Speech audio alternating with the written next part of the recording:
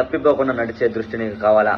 తప్పిపోకుండా జీవించాలి, తప్పిపోకుండా పడిపోకుండా ఈ లోకంలో భద్రంగా క్షేమంగా జీవించాలని ఆశ నీకుందా? అలా ఆలోచిస్తున్నావా? అలా ఆలోచించేవాడిగా ఉన్నావా?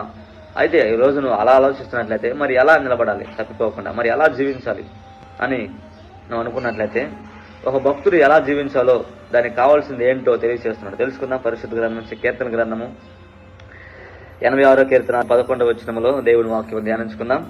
యెహోవా, నేను నీ సత్యం అనుసరించి నడుచుకున్నట్లు నీ మార్గం నాకు బోధింపుము.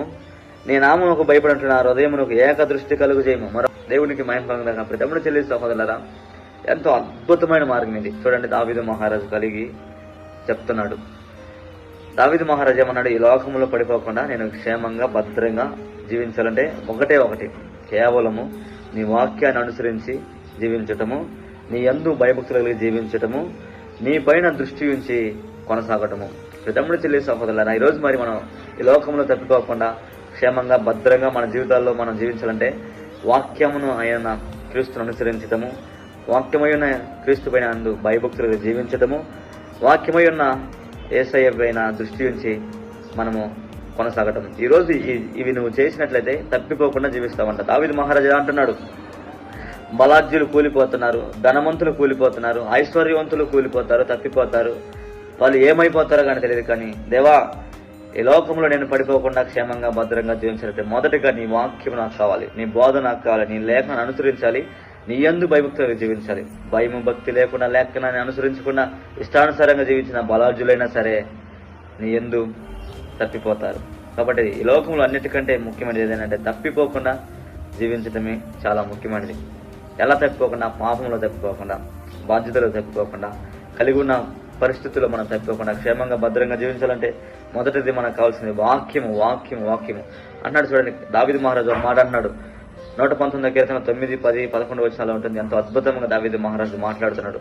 యవనస్తులు దేని చేత తమ నడతను శుద్ధిపరుచుకుందరంటే చూడండి, వాక్యమును బట్టి దానిని జాగ్రత్తగా చూసుకున్న చేత, వాక్యం జాగ్రత్తగా చూసుకున్న చేత యవనస్తులంట బాగుపరచబడతారంట, మార్చబడతారంట, శుద్ధమైన జీవితాలు జీవిస్తారంట, పాపము చేయకుండా పరిశుద్ధంగా జీవిస్తారంట, పవిత్రంగా జీవిస్తారంట. ఈరోజు మరి యవనస్తులు ఏ రీతిగా చెడిపోతున్నారు మీకు చూస్తున్నారు. అయితే ఎలా చెడిపోతున్నారు? తప్పిపోయి చెడిపోతున్నారు. ఏదో ఒక దానికి, పాపానికి ఏదో ఒక దానికి బందీ అయిపోతున్నారు. అయితే వాటిలో చిక్కకుండా జీవించాలంటే వారి హృదయంలో వాక్యం ఉన్నప్పుడు జాగ్రత్తగా జీవిస్తారంట.